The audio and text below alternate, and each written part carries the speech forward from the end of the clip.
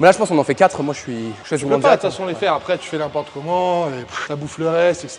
Et si tu travailles, là en ce moment je suis en PPL, tu vois. Si tu splits d'une semaine à une autre, à la limite, tu peux, ouais. Mais en PPL, mec, si ça revient 2 fois dans la semaine, Alors, non, tu peux pas faire autant de volume. C'est physiologiquement, la récupération, elle est pas optimale, tu vois. Complètement, le fameux 4 séries sur tous ces exercices, à partir du moment où vous avez un bon niveau comme Théo ou Fleck, vous ne pouvez pas vous permettre de faire autant de séries. Et encore plus si vous avez une fréquence x2 sur le même groupe musculaire. D'un point de vue récupération, ça va être à chier. Et n'oubliez pas que plus vous allez avancer dans votre séance, plus vous allez accumuler de fatigue et moins vos séries en fin de séance seront productives pour vous. Donc si vous amusez à faire 4 séries sur chacun de vos exercices, par exemple sur une séance push, vous avez 3 exercices pec à 4 séries sur chaque exercice, ce qui fait 12 séries. Ensuite, tu vas mettre tes épaules, tu vas monter à 18 séries. Et ensuite, tu vas avoir tes petits triceps à la fin. Et crois-moi qu'en ayant réalisé autant de séries avant, tes triceps à la fin, t'es carbonisé. Alors que si tu réduis ton nombre de séries de travail, tu passes à 2 ou 3, bah là tout de suite, tu auras beaucoup plus de jus pour les triceps et tu pourras les faire grossir. Mais encore une fois, ces conseils s'appliquent pour les personnes qui savent s'entraîner avec une bonne intensité, qui savent s'entraîner dur. Si tu ne t'entraînes pas dur, si ta dernière rep ne ralentit pas involontairement, dans ce cas-là, tu peux te permettre de faire des 3-4 séries sur chaque exercice. Mais si tu as un minimum de niveau, que tu t'entraînes réellement dur, que tu as un bon temps de repos, dans ce cas-là, réduis ton nombre de séries, tu vas mieux récupérer sur le plan nerveux et tu verras que sur le long terme, ta progression, elle sera top. Tu n'auras pas de phase de stagnation et avoir besoin de faire des semaines de deload tous les 4 matins.